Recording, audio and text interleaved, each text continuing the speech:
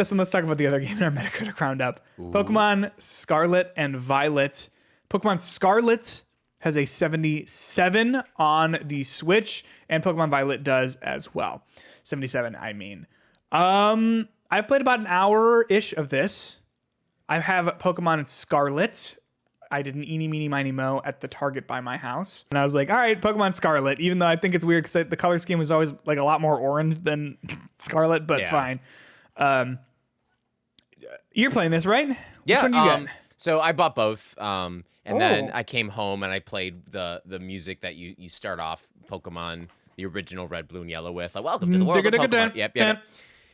And I walked over to my fiance and I was like, which one do you want to pick? And we'd already kind of talked about it. And at first she was like, oh, I'm going to pick Scarlet. I was like, great, awesome. I'll be a Violet boy.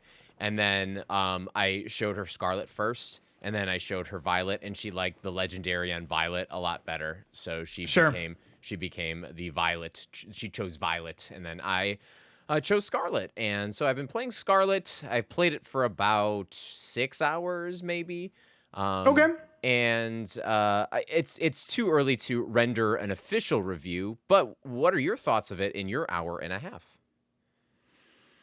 You know, it's tough because at the beginning of a Pokemon game, it's always just like maybe the most boring, dry part of any video game all year of just like, here's how to catch. Aren't Pokemon amazing? What's a Pokemon?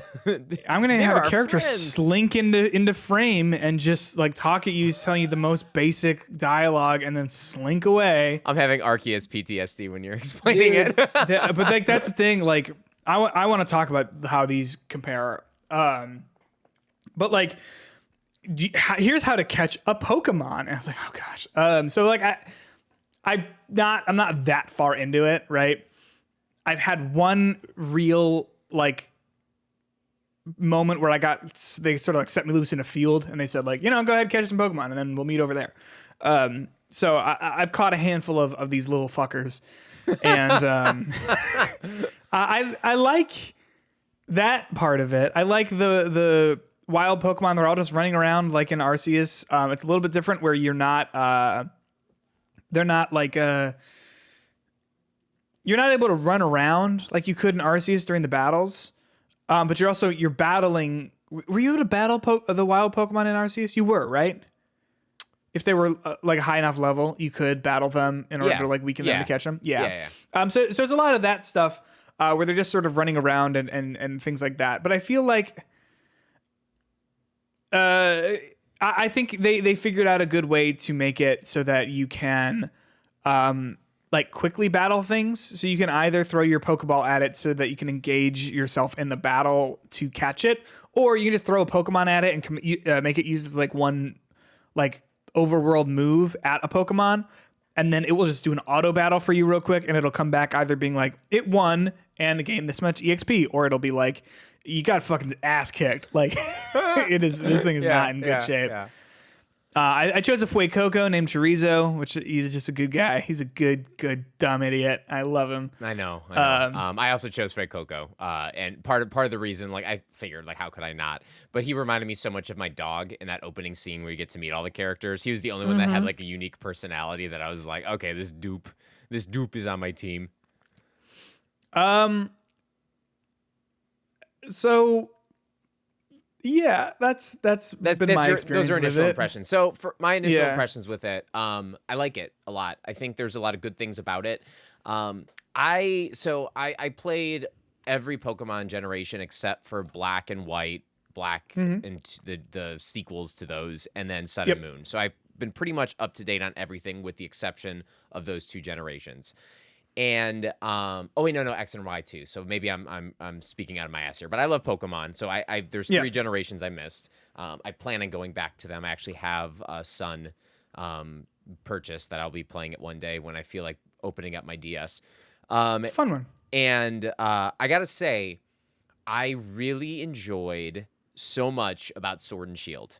I think that was a really good, that was a really good game in the genre. I think it did a lot to make it accessible. I think it did a lot to make reinvent what the formula was. There was a lot of different things to do, a lot of old, but a lot of new. Primarily when I mean that, I think the linear nature of the story about focusing so much on just the gym battles, but also having still like going from town to town, but then having this open world area that you got to explore kind of really changed up the formula, and it really made the post game a lot of fun for me. And I think the critique would be the story was kind of lame. But this game so far is not quite that. It's not as quite polished as what I think that game was. I don't mean in terms of the bugs in the game. We'll get into that in a bit, but in terms of like how you go from town to town, how you kind of like go through the map and follow your objectives. It's an open world game, and I think that makes it intimidating is the wrong word, but like when you can go anywhere and kind of do anything and you're not blocked off from it, I think the progression of it is just not as fun for me, if that makes sense. 100%. I think as more and more games have sort of like adopted this formula, I'm not trying to say everything is like Breath of the Wild, but I'd say that like that Breath of the Wild influence has been felt across the games industry. The reason why Breath of the Wild really worked like that was because the journey was the game. Whereas something like this, like, no, the reason you want a more linear path is so you know what to be doing and where to be going, right? Yeah. And I mean, there's like hints at that. Like I got to I'm so like once you get to the academy part of it, they really lay out all three of the main storylines that you can follow. They put things on the board and they say you can go anywhere. You probably want to go to these areas first, but you can go anywhere you want. Do whatever you want. So I think that part is I don't think it's going to be as accessible as I think Sword and Shield was, but I can already tell that the story is significantly better. There is a moment in the game where you have you meet your legendary Pokemon, who's like your character that you kind of like ride around the map. And there's like this like kind of cool weird scene where it's sick and you give it a sandwich and then like it gets slowly stronger. And that basically like runs through a cave and you chase it through the cave. And there's this moment when it basically chooses to save you. And it's like this like the storytelling there's like literal cutscenes in it, which is rare for a Pokemon game to have literal cutscenes that are like the character like expressing itself and like looking at the situation, then helping your character out and other characters coming to safety. It felt like very much like the anime. Still not voice acted, by the way. But anyway, and like, is that too much to ask to have voice acting in this? Again, yes, with what we'll talk about later, it might be a little too much to ask of them. But then like in the open world itself, it really isn't that much fun. Like exploring these open worlds, going to the next objective. Whereas when you're normally playing a Pokemon game, it's like a puzzle to get through the area. When you're avoiding trainers, in which you're avoiding or like trying to hit trainers, or you're doing certain obstacles or things like that, it's like a puzzle to get through Route 111. And this one, it's just like a big kind of open world mazy kind of thing. And it just doesn't feel very unique or fun to go in this open world and walk around. Yeah. So that stuff so far has really not been drawing me, the exploring part. Because you're right, it is not like a Breath of the Wild where it's like, I want to go there and go there. It's just kind of like, I got to get through this open world. But I do think you nailed it with the quick battle thing that you can do is a really cool way of leveling up your Pokemon quickly, getting materials quickly, and just speeding up the gameplay. I'm having more fun than ever in a Pokemon game grinding with quotes, because as I'm just going through the area, I'm just throwing my Pokemon constantly at all these wild Pokemon, and it's getting them experience, a little amount of experience, and then it's giving the whole team experience, and I'm quickly leveling up. And I know some people might be like, oh, that's going to ruin the game because I'm already like at level 20 without even like going through a gym battle yet with all my Pokemon. But it really is like a good way to like just kind of like level up your Pokemon and explore and try new Pokemon, because I don't feel like it takes forever to level up Pokemon in this game. And it really is just kind of fun to engage with the Pokemon in that way. I love having them run around like this. I do miss from Sword and Shield how you still had tall grass with rare drops that would sometimes show up. Like there'd be like a little like rustling and there'd be a Pokemon in there. And that's where you still got that randomness of it. But I think there's so many little things, like the Pokemon just walking around the open world. Sometimes they do little fun, like group up in little clusters. Sometimes they like jump around. Like there's just so many cool little things that they do in it. And I just think it is unique and different enough that I'm not bored of it. And I think this is the right direction for Pokemon to be headed, because when I went and replayed Shiny Pearl or Bold Platinum, whatever the hell it's called, when I went back to play that, there were many times when I was like going through and I was just a little bored. And I was like, I don't know if I want to do this anymore. I don't know if I want to level up and ask all these things. And this one's new. It's refreshing. And as a Pokemon fan, I'm really kind of enjoying filling out my Pokedex, because it is kind of hitting that sweet spot between a mainline Pokemon game and Arceus. And I know you didn't like Arceus, but I really liked how they had so much about the collection of it at the forefront rather than necessarily battling it. It was about getting all the Pokemon and catching them a different way to fill out your Pokedex. And this one, it feels like it's a lot easier just to go around, find those Pokemon in the overworld that normally wouldn't be something you would interact with. You would avoid, like, oh, another fucking Zubat. I don't want to like fight this thing.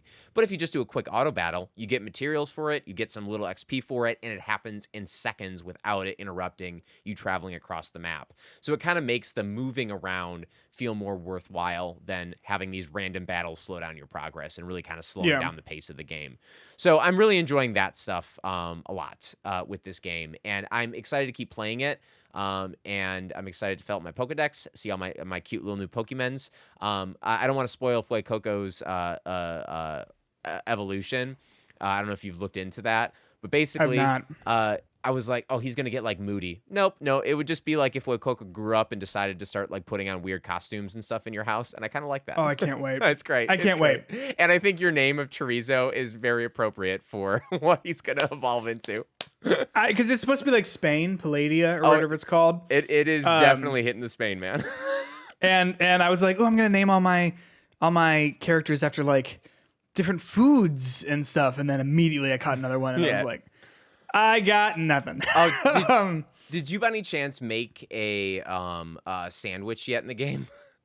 No, not yet. I was given to one by my mom. So and I love the description it gives you of like, this is a sandwich. It's bread and stuff inside of it.